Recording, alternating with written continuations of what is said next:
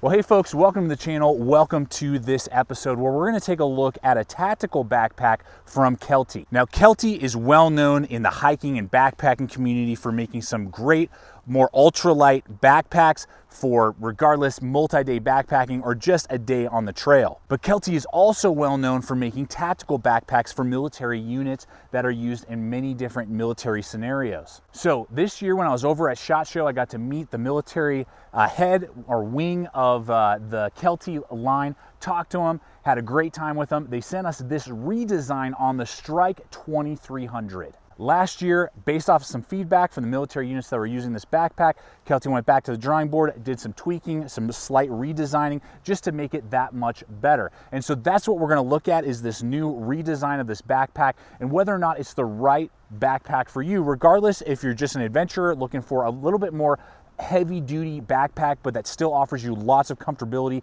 and features that more of an ultralight backpack would offer, or you're in the military and you're just looking for a larger rucksack style pack that's tougher and durable. Either way, we're going to take a look at it, ins and outs, and see what this thing has to offer. Let's hit the trail and see what this thing can do. I love you so much, Gideon. I love you so much. I don't know.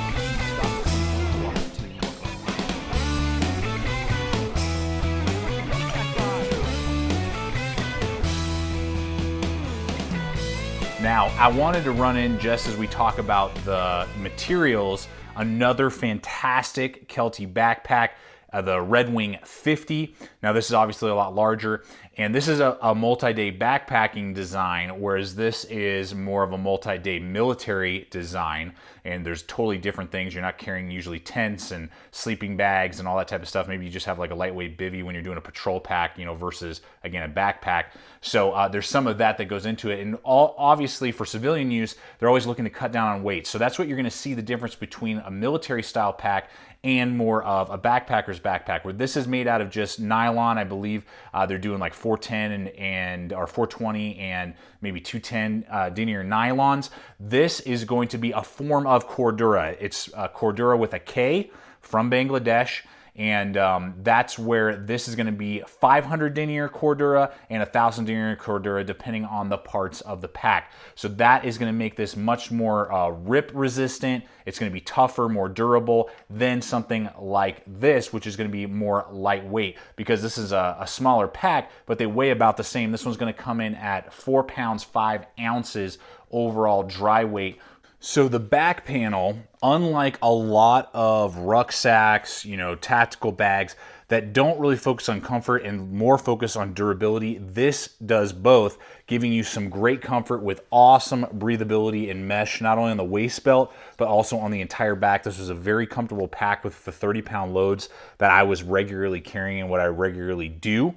Now, the shoulder straps themselves have that nice S feature. They do have a drop down as well, so you can lower or raise the tension on this. So this is very usable in a lot of different torso sizes, and this will fit torsos 15 to 19 inches, and it's an overall height from top to bottom of 22 inches. So it's a good size for people like myself, 6'2". I'm a bigger, taller guy. So this is really nice right here. Then we walk down into a nice sternum strap that has these really, they're not removable, but these really good tracks. Usually I'm not a big fan of track systems, but this has such resistance and friction that I didn't have any sort of floating back and forth, and you really got to kind of jerk it to where you want, and then where you put it is where it will stay. I didn't have any floating side to side with my loadouts, which was really good. Then we do have heavy duty buckles all throughout, really good.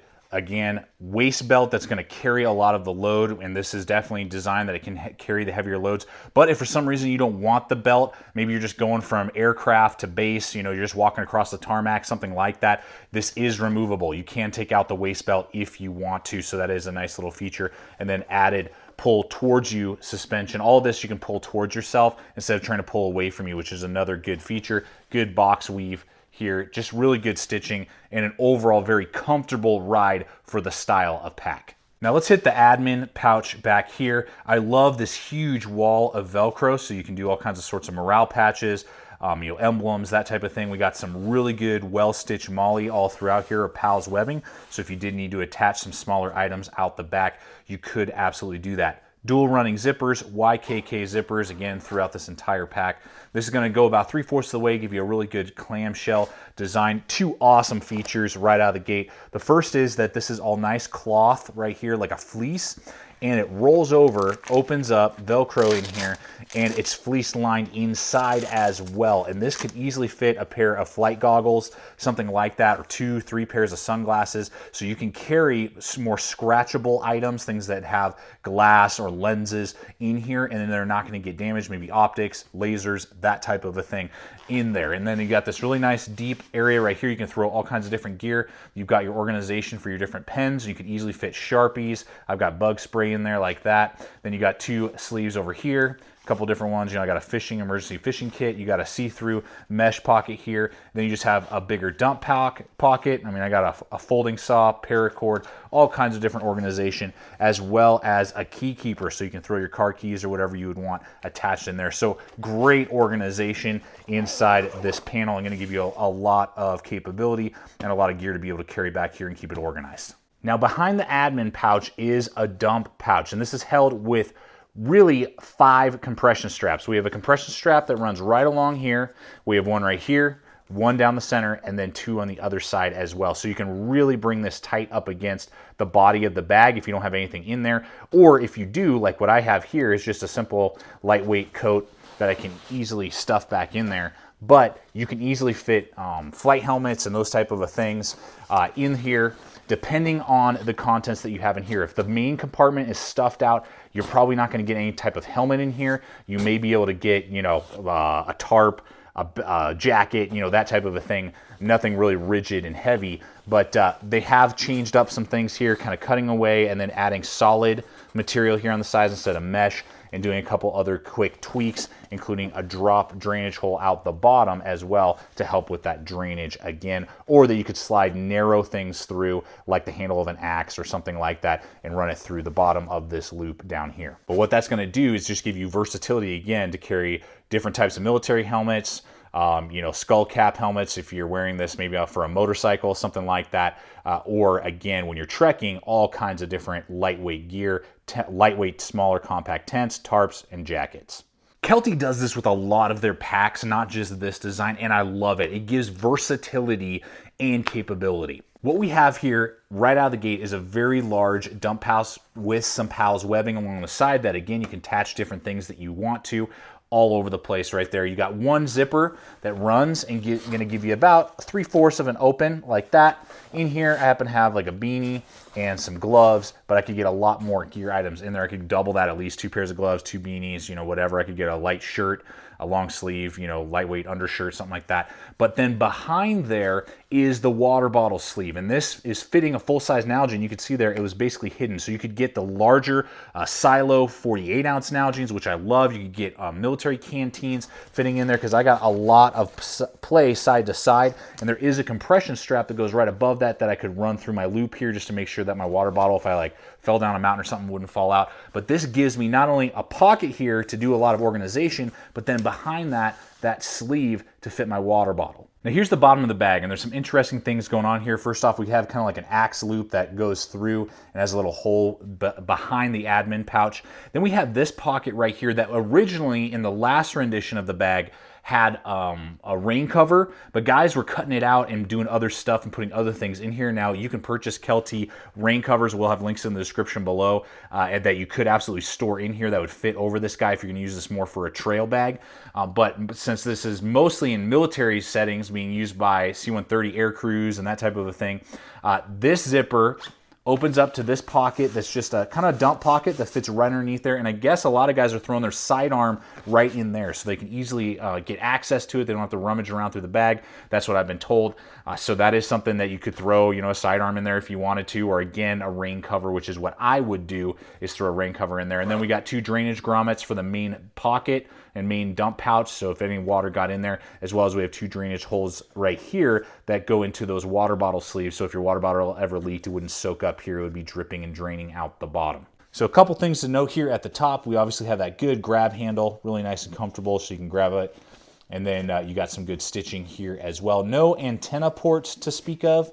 Underneath these, a lot of bags would have an antenna port here. That's kind of where this H2O flap comes into place. You can see there H2O, we got a button snap. Opens up, there's a port. You could run a radio antenna through there as well, and then you do have that little button snap. And so obviously that is ambidextrous. And then I did want to touch on with the shoulder straps, again, that they are not attached directly to the body of the bag so that they can ride up and down here on these sleeves. And so you can actually pull it away from the body depending on if you have body armor on, different things like that. And there's more adjustability than your average pack would have up here as well.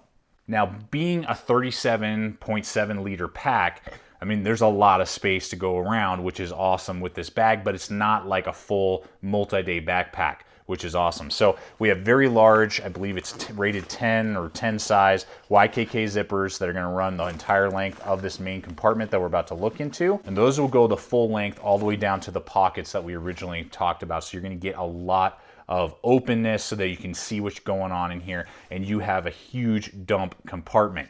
Now, I've got several jackets, you know, and as we were hiking, I had all kinds of, you know, sound and video gear and all kinds of different stuff, as well as, you know, several knives, a hatchet, all kinds of stuff that I was testing out while we were doing that. So again, this was carrying several pounds, you know, 30 to 35 pounds each trek, and was able to carry that with room to spare. Again, I think 3 hoodies in here, just for size perspective, and I could have gotten way more in there, and those are just kind of lumped in there.